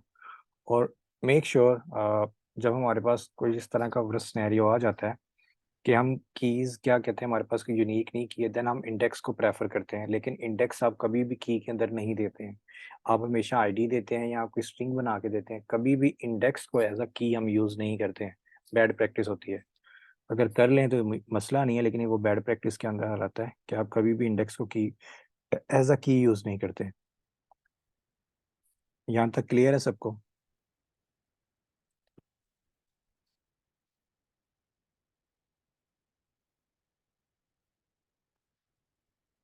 ओके, उसके बाद जो हमारा इसमें टॉपिक आ जाता है, जो कि मेजर हमारे पास आ जाते हैं, वो हमारे पास आ जाती हैं। जैसे किसने एक रेंडर किया हुआ है और हमने ये रिस्पॉन्ड टू इवेंट्स को भी ठीक किया, अब हमारे पास आती है अपडेट अ स्क्रीन। अब अपडेट करने का क्या मतलब होता है कि अब आपने कोई एक ऐसा एक कंपोनेंट बनाया, मैं अगर इसकी लॉजिक इंप्लीमेंट करूं, अपडेट द स्क्रीन की, मैं ऐसे कह देता हूं कि अपडेटिंग, और मैं एक कंपोनेंट बना लेता हूं, एक नया कंपोनेंट बना लेता हूं जिसका मैं नाम रख लेता हूं यहाँ पे, क्या कंपोनेंट का नाम है मेरे पास, updating state dot T S X. और इस कंपोनेंट को मैं क्या करता हूँ, आर एफ सी ई, और अपडेटिंग स्टेट का एक मेरे पास क्या एक कंपोनेंट है। इसको मैं अपने जहाँ पे मेरी फाइल है रिएक्ट की, मैं यहाँ पे से क्या करूँगा, इंपोर्ट करूँगा, इंपोर्ट अपडेट स्टेट्स, और मैं इसी टिप को यहाँ से कॉपी पेस्ट करता हूँ और यहाँ पे डिस्प्ले कर देता हूँ कि मेरे पास ये कंपोनेंट जो है वो आपके पास अब क्या है, अपडेट स्टेट्स के नाम से स्टेट, और इसे मैं कह देता हूँ अपडेट स्टेट। ओके, अब मेरी पास यूआई के अंदर क्या होगा, ये कंपोनेंट क्या हो जाएगा, रेंडर हो जाएगा कि भाई अब स्टेट्स है। अब मैंने कोई भी चेंज चेंज किया है कि मेरी एक एप्लीकेशन है और एप्लीकेशन के अंदर मैंने क्या किया, कोई चेंज किया है, लेट्स सपोज कि मैं यहाँ पे कोई एक इनपुट फील्ड है, मैंने कोई बटन पे लिखा है, कुछ इस तरह की चीज़ें लिखी हैं और मैं चाह रहा हूँ कि भाई मैं इस बटन पे क्लिक करूँ या अगर इस पे नेविगेशन करता हूँ, मेरी कोई भी कंडीशन क्या होती है, चेंज होती है, तो आपकी यूआई के अंदर क्या करना चाहिए, इसे रिफ्लेक्ट करना चाहिए। अगर तो वो रिफ्लेक्ट नहीं करता तो आपके पास वो एप्लीकेशन क्या करती है, बिहेव आपके पास जो होता है उससे सही से काम नहीं कर रही। अगर हम यहाँ पे बात करें कि भाई मेरे पास एक इसी स्टेट के अंदर मेरे पास एक क्या एक वेरिएबल है लेट वैल्यू के नाम से, मैंने क्या किया, इसकी वैल्यू को इनिशियली क्या किया, जीरो असाइन कर दिया कि भाई मेरे पास एक वेरिएबल है और मैं यहाँ पे लिख रहा हूँ कि इस वेरिएबल की जो वैल्यू है वो मेरे पास क्या है, जीरो है। वो मतलब यहाँ पे जो भी वैल्यू की मेरे पास वैल्यू है और यहाँ पे मैंने क्या किया, मैप कर दिया। अब एप्लीकेशन के अंदर मेरे पास क्या लिखा हुआ आ रहा है, जीरो। मैं इसकी वैल्यू यहाँ पे 10 रख देता हूँ तो मेरे पास एप्लीकेशन के अंदर क्या आ रहा है, उसकी वैल्यू 10 आ रही है कि भाई एक वेरिएबल है और उसके अंदर जो मैंने वैल्यू रखी है वो मैंने क्या किया, एक उसको जीरो किया। मैं एक बनाना चाह रहा हूँ, एक मेरे पास एक काउंटर ऐप है कि भाई जिसके अंदर दो बटन होंगे, मैं इंक्रीमेंट के बटन पे क्लिक करूँ तो मेरे पास इस वैल्यू की वैल्यू क्या होनी चाहिए, अपडेट होनी चाहिए। मैं डिक्रीमेंट पे क्लिक करूँ तो मेरी इस वैल्यू की जो वैल्यू है वो क्या होनी चाहिए, अपडेट होनी चाहिए। तो ठीक है, मैं एक एप्लीकेशन अपनी बनाता हूँ, मैं कहता हूँ कि मेरे पास एक क्लास है और उसको मैं कह देता हूँ कि फ्लेक्स है, और मेरे पास क्या है, फ्लेक्स जो गैप है वो 5 है और मैं इसे कह देता हूँ कि जस्टिफाई सेंटर में है। ओके, अब मेरे पास क्या है, यहाँ पे दो बटन होने चाहिए, तो मैं यहाँ पे क्या करता हूँ कि दो बटन भी अपने डिज़ाइन कर लेता हूँ। मेरे पास भाई एक बटन है, BOTTN बटन, और इसे मैं कह देता हूँ कि मेरे पास ये इंक्रीमेंट का एक क्या है, एक बटन है, और एक मेरे पास जो बटन है वो क्या है, एक डिक्रीमेंट का बटन है। डिक्रीमेंट का एक मेरे पास क्या है, एक बटन है, डिक्रीमेंट का मेरे पास एक बटन है। बटन की भी थोड़ी सी स्टाइलिंग कर देते हैं कि भाई इस बटन का बैकग्राउंड कलर हम कह देते हैं कि ब्लू है, ब्लू 500। मैं ऐसे कह देता हूँ कि राउंडेड मेरे पास ये LG है, पैडिंग मैं ऐसे कह देता हूँ कि 2 है। ठीक है, मैंने एक बटन को क्या किया, स्टाइल कर दिया, और मैंने इस बटन को भी क्या किया, स्टाइल किया, और इसे मैंने ब्लू की बजाय क्या कह दिया कि भी आपके पास जो कलर है आपका पास वो क्या है, रेड कलर है। तो मेरी यूआई के अंदर दो बटन इस तरह के शो होंगे, एक इंक्रीमेंट का होगा और एक मेरे पास क्या होगा, एक डिक्रीमेंट का मेरे पास एक बटन होगा। मैं ऐसे कहता हूँ कि मेरे पास भाई ये जो वैल्यूज़ हैं सारी की सारी अलाइन सेंटर है, अलाइन क्या होनी चाहिए मेरे पास, आइटम्स क्या होनी चाहिए, सेंटर में होनी चाहिए कि भाई जीरो इसके सेंटर में ही नजर आए। अब मेरे पास क्या है, एक इंक्रीमेंट और एक मेरे पास क्या है, एक डिक्रीमेंट है। अब मैं इंप्लीमेंट करना चाह रहा हूँ कि भाई इंक्रीमेंट पे क्लिक करूँ तो मेरे पास इस काउंटर की वैल्यू क्या अपडेट हो, मैं डिक्रीमेंट पे क्लिक करूँ तो मेरे पास काउंटर की क्या हो, वैल्यू अपडेट हो। लेकिन अभी हमने क्या लिखा नहीं है। अब मैं यहाँ पे दो फंक्शन यहाँ पे डिक्लेयर कर लेता हूँ कि भाई मेरे पास एक फंक्शन है कॉन्स्ट इंक्रीमेंट का, इंक्रीमेंट का एक मेरे पास फंक्शन है जिसके अंदर मैंने क्या लिखा है कि भाई जब मैं इंक्रीमेंट को क्लिक करूं तो आपने अपने आप को क्या करना है, कॉल करना है। इसी तरह मेरे पास एक फंक्शन है, कौन सा है, डिक्रीमेंट का, कि भाई मैंने एक डिक्रीमेंट का एक फंक्शन बना लिया है और मैं इसे कह रहा हूँ कि अब आपने क्या करना है, अगर कॉल करना है तो मैंने क्या करना है, आपने करना है। तो सबसे पहले मैं यहाँ पे लिखूंगा कि भाई आपका ऑन क्लिक है, कि भाई आपने जब क्लिक करना है तो आपने इस इंक्रीमेंट फंक्शन को क्या करना है, कॉल करना है। That make sense.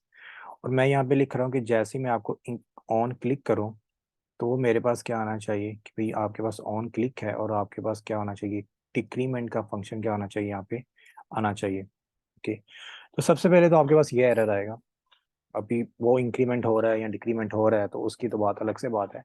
तो सबसे पहले आपके पास ये एरर आएगा, वो ये क्या कहेगा कि event handlers can not be pass to a client component. मैंने इसकी लास्ट सेशंस के अंदर भी बात की थी कि जब भी आपने वेब इवेंट्स या रिएक्ट की जो स्टेट्स होती हैं, रिएक्ट की हुक्स या स्टेट्स, दोनों में से कोई भी चीज़, बेसिकली हुक्स ही होती हैं आपके पास, रिएक्ट की हुक्स या आपके पास जो वेब इवेंट्स होते हैं जैसे कि ऑन चेंज है, ऑन क्लिक है, ऑन फोकस है, ऑन ब्लर है, जो कि सिर्फ सिर्फ क्लाइंट साइड पे क्या करते हैं, सपोर्ट करते हैं, जो कि सिर्फ इस साइड को क्या करते हैं, सपोर्ट करते हैं। तो उनको आप हमेशा क्लाइंट साइड पे यूज करते हैं, वो आपके सर्वर कंपोनेंट्स के अंदर कभी भी यूज नहीं हो सकते। क्यों? उसकी रीजन, क्योंकि बाय डिफॉल्ट आपके पास ऐप डायरेक्टरी के अंदर, ऐप फोल्डर के अंदर कोई भी कंपोनेंट बनता है वो क्या करता है, सर्वर कंपोनेंट बनता है। और वो क्लाइंट कंपोनेंट आपको बनाने के लिए आप क्या करते हैं, उस कंपोनेंट के ऊपर सबसे टॉप पे आप क्या करते हैं, यूज क्लाइंट को यूज करते हैं, कि भाई ये मेरे पास क्या है कि यूज क्लाइंट है। अब आपके पास क्या हो जाएगा, ये क्लाइंट कंपोनेंट बन जाएगा, और जैसे ये क्लाइंट कंपोनेंट बन जाएगा तो आपकी एप्लीकेशन क्या हो जाएगी, रेंडर हो जाएगी। जैसे कि ये मेरे पास क्या है, इंक्रीमेंट है, और ये मेरे पास क्या है, डिक्रीमेंट का बटन है। ओके, यहाँ तक सबको क्लियर है कि अभी तक हमने कंपोनेंट क्या किया, और कंपोनेंट के अंदर हमने सिर्फ दो बटन्स ऐड किए हैं, और बटन्स को ऐड करने के बाद हमने क्या किया, ऐसे मल्टीपल आगे लेके चले हैं। Okay. अब मैं क्या कर रहा हूँ, मैं लॉजिक को इम्प्लीमेंट कर रहा हूँ। मैं ये कह रहा हूँ कि भाई मैं जैसे इस फंक्शन को कॉल करूँ, आपने क्या करना है, वैल्यू को अपडेट करना है। जो मेरे पास पुरानी वैल्यू है उसके अंदर आपने क्या करना है, +1 की वैल्यू को, मतलब जो मेरे पास पुरानी वैल्यू पड़ी हुई है उसके अंदर आपने क्या करना है, वो, और उसके अंदर आपने +1 करना है, और उसको आपने दोबारा किसके अंदर असाइन कर देना है, वैल्यू के अंदर। मैंने कहा ओके ठीक है। मैंने यही काम नीचे डिक्रीमेंट के साथ किया कि भाई वैल्यू, और मैं कह रहा हूँ कि अब आपने वैल्यू में से क्या करना है, माइनस करना है। ठीक है, मैं कह देता हूँ कि भाई ठीक है। अब मैं अपनी एप्लीकेशन के अंदर जाता हूँ, और मैं यहाँ पे क्या करता हूँ, इंक्रीमेंट पे क्लिक कर रहा हूँ, मेरे पास जीरो, स्टिल जीरो है, कोई अपडेट नहीं हो रहा। मैं डिक्रीमेंट पे क्लिक कर रहा हूँ, मेरे पास स्टिल जीरो है, वो कोई भी अपडेट नहीं हो रहा। अब मैंने तो लॉजिक अपनी इंप्लीमेंट कर दी कि भाई मैं इस क्लिक पे क्लिक करूँ तो आपने यहाँ पे कॉल होना है, और कॉल होने के बाद आपने क्या करना है, वैल्यू को अपडेट करना है। अब यूजर को तो इस चीज़ का नहीं पता, वो तो यही एक्सपेक्ट कर रहा है कि भाई आपकी एप्लीकेशन ठीक नहीं हो रहा, आपकी जो सारी चीज़ें हैं वो गलत हैं, आपने उसे प्रॉपरली इंप्लीमेंट नहीं किया। ओके, मैं वेरीफाई कर लेता हूँ कि भाई शायद मैंने अपनी कोई लॉजिक के अंदर कोई गलती कर दी हो। मैं कहता हूँ कि भाई इस वैल्यू को कंसोल करो, और इस वैल्यू को कंसोल करो, कि भाई ये वैल्यू को अपडेट करने के बाद, मतलब इसकी वैल्यू को अपडेट करने के बाद आपने इसकी वैल्यू प्रिंट करनी है, आपने इसकी वैल्यू क्या करनी है, प्रिंट करनी है। ओके, मैंने कहा ठीक है। मैं अपनी एप्लीकेशन के अंदर आया, मैंने कंसोल को क्या किया, क्लियर। अब क्योंकि कंसोल के अंदर देखना है, मैंने क्या किया, इंक्रीमेंट किया मेरे पास इन्फो के अंदर। अब वैल्यू तो 1 आ गई, मैंने दोबारा क्लिक किया, वो 2 हो गई, 3 हो गई, 4 हो गई, 5 6 7 8 9 10 11 12 13 14 15। मेरी वैल्यू तो अपडेट हो रही है, लेकिन वो मेरी यूआई के अंदर नजर नहीं आ रही है। अगर मैं डिक्रीमेंट करता हूँ तो वो क्या कर रहा है, 14 15 1 2 11 13 14, वो सारी की सारी डिक्रीमेंट हो रही है, लेकिन स्टिल मेरे पास क्या कर रहा है, यूआई के अंदर तो वो नजर नहीं आ रही है। अगर वो यूआई के अंदर नजर नहीं आ रही है तो डेट मीन्स कि भाई आपकी बैकएंड पे हो रही है या नहीं आ रही। यूजर को अगर चेंजेस नजर नहीं आ रहे तो यूजर के लिए एप्लीकेशन क्या है, यूजलेस है, क्योंकि उसे अपनी चेंजेस की, अब मैंने एक एज अ बीइंग यूजर मैं ये एक्सपेक्ट कर रहा हूँ कि भाई मैं इस बटन पे अगर क्लिक करूँ तो आपका इंक्रीमेंट होना चाहिए, अगर मैं इस बटन पे क्लिक करूँ तो आपके पास क्या होना चाहिए, डिक्रीमेंट होना चाहिए। आपकी लॉजिक ठीक है कि मैं इंक्रीमेंट पे क्लिक करता हूँ वो 5 से 6 पे चला जाता है, डिक्रीमेंट पे क्लिक करता हूँ वो 6 से 5 पे वापस आ जाता है, लेकिन यूआई के अंदर तो स्टिल मेरे पास जीरो नजर आ रहा है। अब मुझे तो नहीं, मुझे तो एप्लीकेशन नहीं पसंद आई।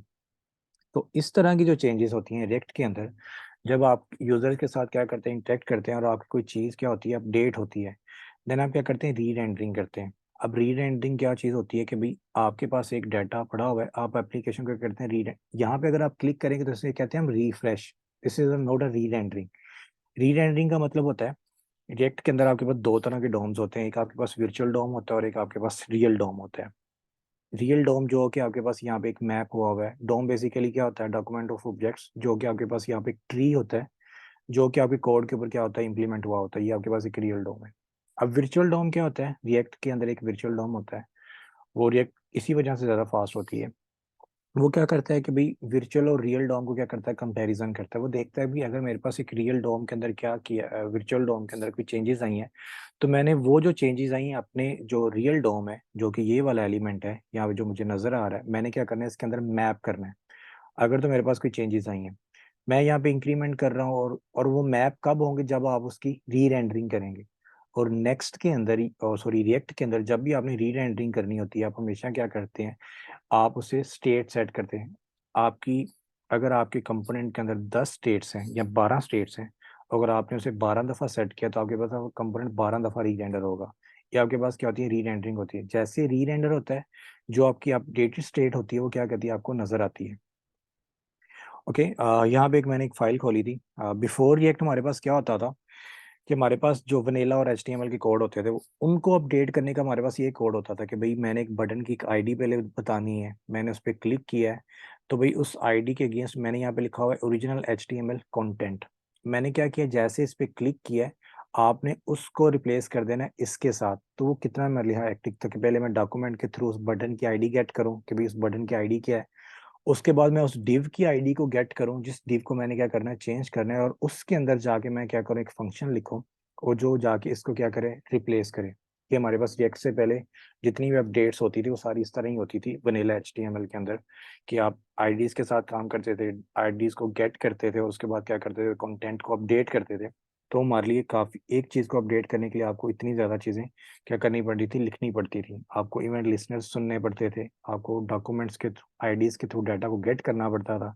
उसके बाद जाके आप क्या करते थे, उसे मैनिपुलेट करते थे। उसके बाद PHP आई, PHP ने अलग से मैकेनिज्म दिया। और उसके बाद जो भी लेटेस्ट सिंटैक्स चल रहा है आपके पास, वो एक रिएक्ट का है। तो रिएक्ट के अंदर जब भी आपने री रेंडरिंग करनी हो तो आप क्या करते हैं, स्टेट्स को यूज करते हैं। स्टेट्स क्या होती हैं कि आपके पास एक कंपोनेंट की अपनी एक इंफॉर्मेशन होती है कि a component some information to display. For example, you maybe want to account app, then instead of a button click to add a state to the your component. तो स्टेट आपके पास एक अपनी कंपोनेंट की एक memory होती है जिसके अंदर अपने वो जितनी भी वेरिएबल्स या इस तरह की जो चीजें होती है वो क्या करता है, मेमोराइज कर लेता है। अगर उसके अंदर कोई चेंज होता है तो क्या करता है, वो चेंज को रिफ्लेक्ट करता है और आपकी एप्लीकेशन के अंदर क्या करता है, उसे वो रिफ्लेक्ट कर देता है। अदरवाइज आपके पास वो नहीं करता। मैं सबसे पहले आपने क्या करना है, इसको स्टेट को इम्पोर्ट करना है। हमेशा जितनी भी स्टेट्स होती हैं आपके पास रिएक्ट से इम्पोर्ट होती हैं, तो मैं कॉमा लगाऊंगा और मैं इसे कह देता हूँ कि यूज स्टेट, कि भी आपने स्टेट को इम्पोर्ट करना है। अब मैं क्या कर रहा हूँ, लेट वैल्यू को रिप्लेस कर रहा हूँ किसके साथ, एक स्टेट के साथ। स्टेट का एक सिंटैक्स होता है कि आपके पास ये किससे स्टार्ट होती है, एक स्क्वायर ब्रैकेट से स्टार्ट होती है। सबसे पहला जो आपके पास होता है वैल्यू होती है, कोमा लगाने के बाद उसके बाद क्या होती है, सेटर मेथड होता है। सेटर मेथड जो कि इस वैल्यू को क्या करता है, अपडेट करता है।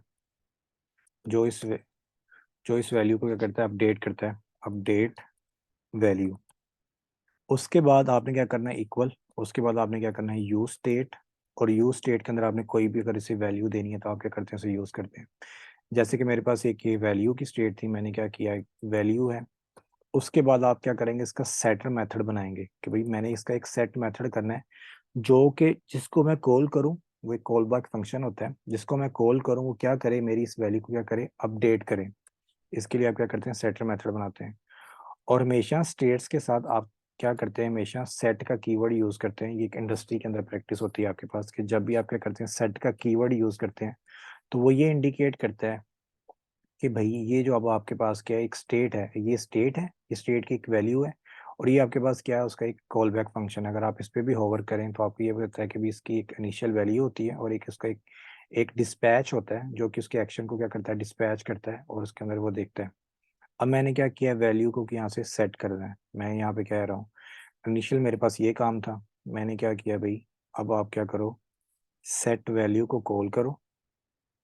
सेट वैल्यू को कॉल करने के बाद आप वैल्यू की जो पुरानी वैल्यू है वो पिक करो, जो भी वैल्यू है मेरे पास, और उसके अंदर क्या करो, +1 का इंक्रीमेंट करो। यही सेम काम मैंने यहाँ पे इम्प्लीमेंट किया कि भैया,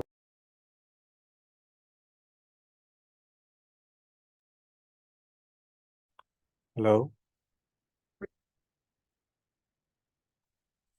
मेरा मे बी सिग्नल ड्रॉप हो गया था। आवाज़ आ रही है सबको?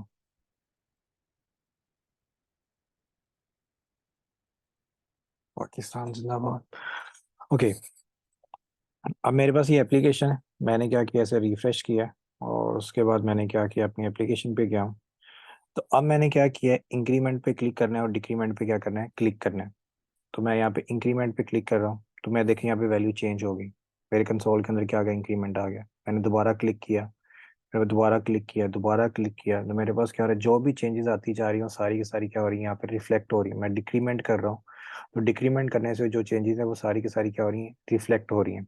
आपकी एप्लीकेशन क्या हो रही है यहाँ पे, री रेंडर हो रही होती है। अगर मैं स्पेसिफिकली इसको सिलेक्ट करूँ, तो आपने इस div टैग को देखना कि भाई जैसे मैं इसके ऊपर क्लिक करता हूँ, ये 7 वाला है, ये मेरे पास क्या करता है, अपडेट होता है, री रेंडर होता है।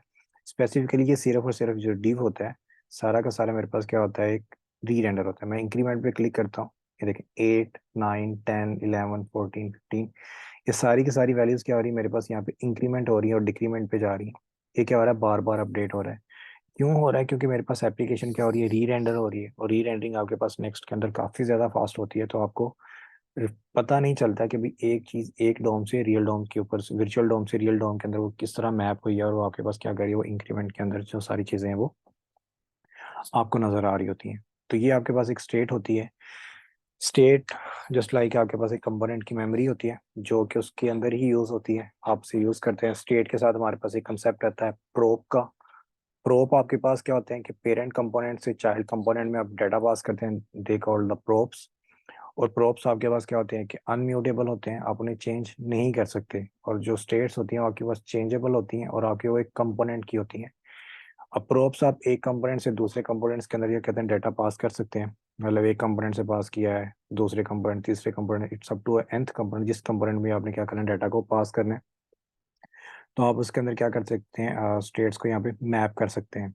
अब इसने हुक्स की यहाँ पे बेहतरीन एग्जांपल दी हुई है कि जैसे भी मैंने एक एप्लीकेशन है, यहाँ पे काउंट पे क्लिक किया, जैसे ही मैंने बटन पे क्लिक किया तो मेरे पास काउंट की जो वैल्यू क्या होगी, 1 होगी, और यहाँ पे 0 है। और वो ऑलवेज क्या करता है, सो अपडेट करता जा रहा है। मैंने इस बटन पे क्लिक किया तो इनिशियल वैल्यू ये थी, मैंने क्लिक किया तो यहाँ पे क्या किया, इसने अपडेट किया, दोबारा अपडेट किया है।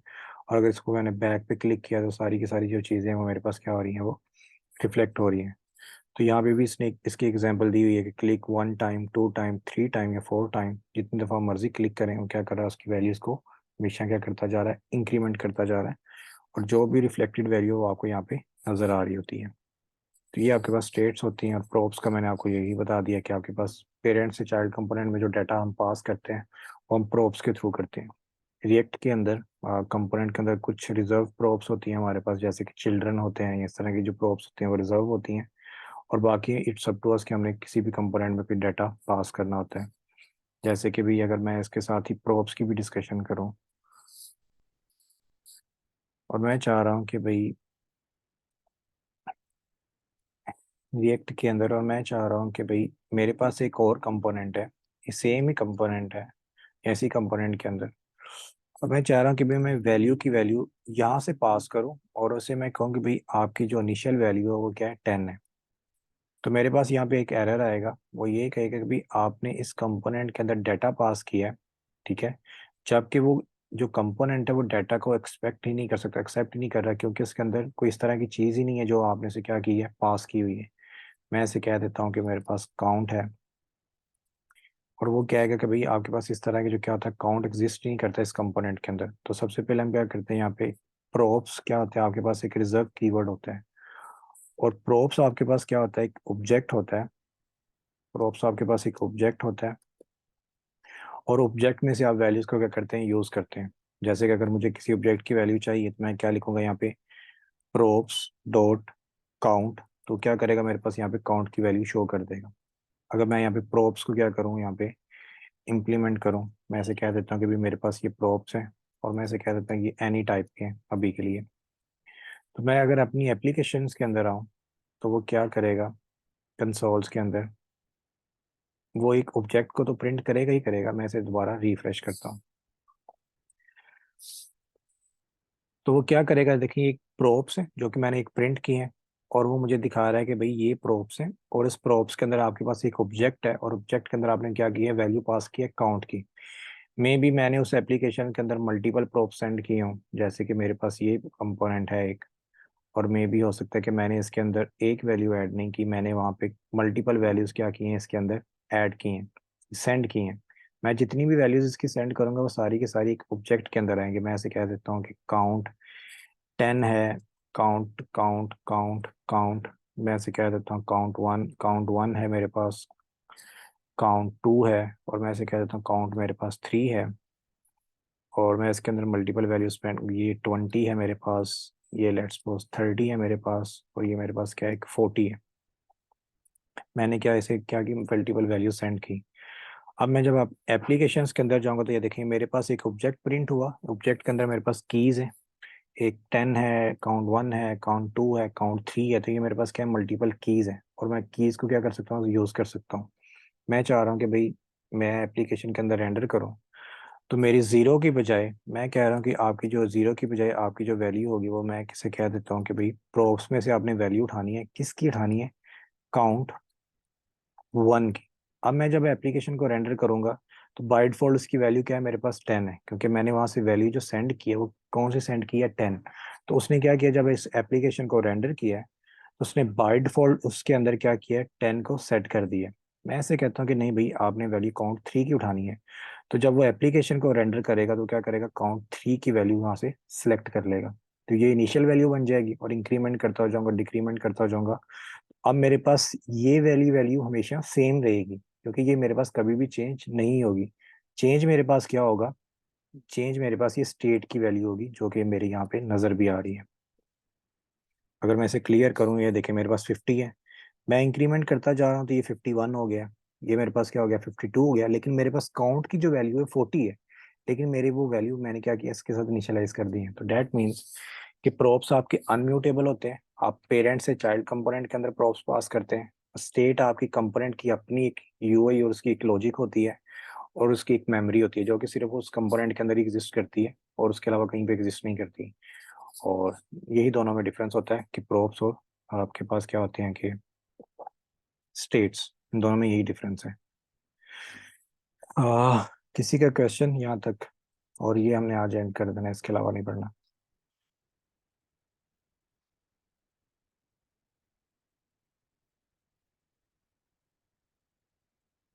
किसी का क्वेश्चन है यहाँ तक जो अभी तक हमने पढ़ा है?